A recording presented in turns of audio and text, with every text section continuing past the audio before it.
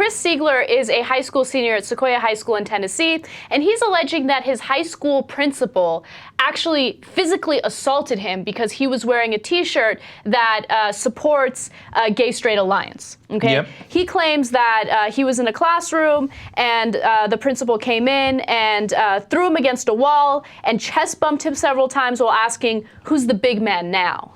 I've got questions about that principle. Because, first of all, you're trying to rough up a kid. That's weird, right? Obviously, as a principal, it's totally unacceptable. Second of all, who chest bumps people in a fight? Like, don't you chest bump people in celebration? And then, you know, this guy is really concerned about this gentleman being in favor of gay rights, and he keeps asking him, who's the big man now? It's definitely not you. No, but it's a curious question. Like, it seems like he's really inquiring. Who's the big man now? Let me do another chest bump for you. Like, I don't know. It's kind of a curious way to go after a guy for supporting gay rights.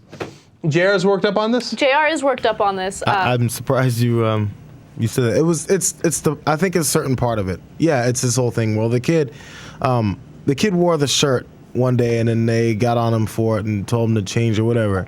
And then maybe a week later, somebody wore the shirt again, as we saw in the picture. And then so this time, you know, the principal came down like, oh, this isn't gonna happen under my watch. There was a test being taken in the class. I don't know if you told this part. There was a test being taken in class, and he cleared everybody out. And he said, everybody get out, and his sister stayed. The student's sister stayed too. And then so he started pushing me against the wall and did the whole chest bump thing. And then their mother walked in when he was still yelling at him when he was sitting back down. I mean, I'm just saying. I don't know if it had been from the student's perspective or the parent's perspective. If there's if there's any kid, if there's just a couple people starting a fight, I don't give a fuck if you're the principal. You're starting a fight, you're bumping chest, you're shoving my kid against the wall.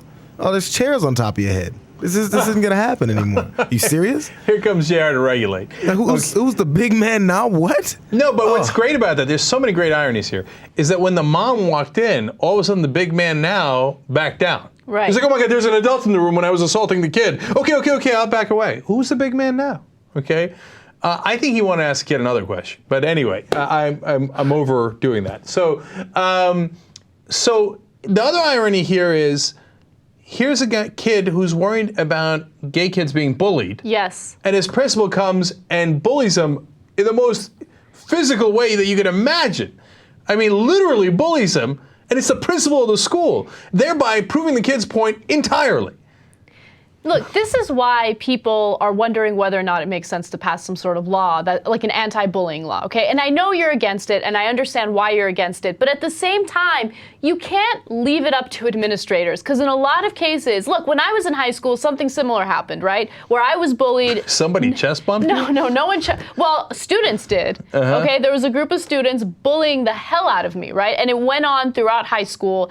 Went to the counselors, went to the principal. They did not care at all. Nothing was done, right? Now that's anecdotal evidence. But here's another example of anecdotal evidence. It happens far more often than you think. The administrators don't always take control of these situations, and in some cases, they're the bullies themselves.